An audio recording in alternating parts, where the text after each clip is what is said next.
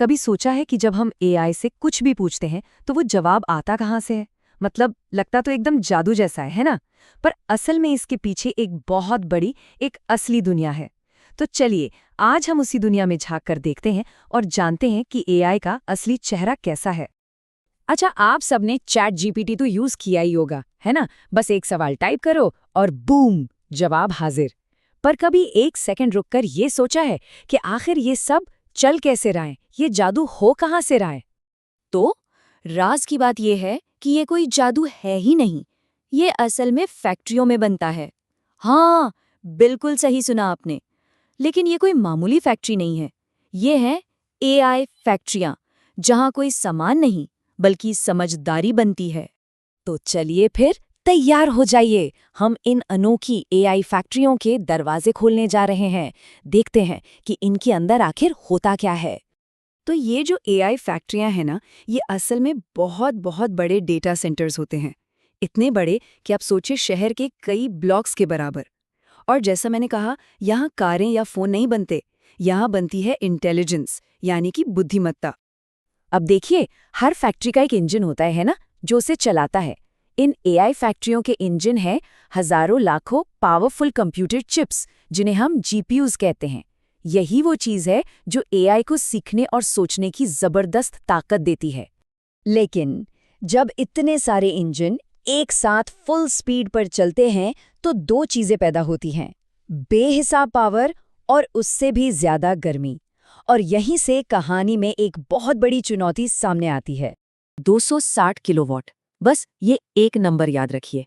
ये सिर्फ एक, जी हाँ, सिर्फ एक एआई सर्वर रैक की बिजली की खपत है। ये इतना ज्यादा है कि ये पूरी इंडस्ट्री को बदल रहा है। तो ये 260 किलोवाट असल में है कितना?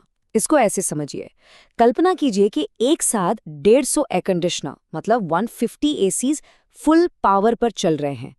उतनी बिजली सिर्फ एक एआई रैक इस्तेमाल कर लेता है। अब आप सोचिए, पूरी फैक्ट्री कितनी बिजली खा जाती होगी। असली कहानी तो इस बदलाव की है। कुछ साल पहले तक एक डेटा सेंटर का रैक मुश्किल से 10 से 15 किलोवाट बिजली लेता था। आज एक एआई रैक 260 किलोवाट ले रहा है। और सुनिए, ये तो बस शुरुआत है, ये नंबर और भी तेजी से बढ़ने वाला है। अब सीधी सी बात है, इतनी बिजली मतलब उतनी ही भयानक गर्मी। तो सबसे बड़ा सवाल ये खड़ा हो जाता है, इन मशीनों को पिघलने से बचाया कैसे जाए? देखिए, जो पुराने तरीके थे, मतलब हवा से ठंडा करना, वो अब किसी काम के नहीं रहे। पंखे इस गर्मी के सामने फेल हो जाते हैं। इसलिए भविष्य लिक्विड का है, लिक्विड कूलिंग। यही वो टेक्नोलॉजी है जिसमें खास तरह के लिक्विड का इस्तेमाल करके इन सुपर पावरफुल मशीनों को ठंडा रखा जाता है। और अब आते हैं कहानी के सबसे मजेदार और जरूरी हिस्से पर। ये जो पूरी दुनिया में इतना बड़ा बदलाव आ रहा है, ये हमारे देश भारत के लिए एक सुनहरा मौका है। आइए समझते हैं कि भारत कैसे इस क्रांति का एक बड़ा लीडर बन सकता है। आज की तारीख में भारत की डेटा सेंटर कैपेसिटी करीब 1.4 गीगावाट है, लेकिन अगले सिर्फ 3 से 4 सालों में ये आंकड़ा 8 गीगावाट तक पहुंचने की उम्मीद है। सोचिए, ये कोई छोटी मोटी छलांग नहीं, ये तो एक रॉकेट लॉन्च जैसा है। पता है, भारत का सबसे बड़ा फायदा क्या है? कि हम एक नई शुरुआत कर रहे हैं। हमें पुराने बेकार सिस्टम को ठीक करने में पैसा और वक्त बर्बाद नहीं करना है।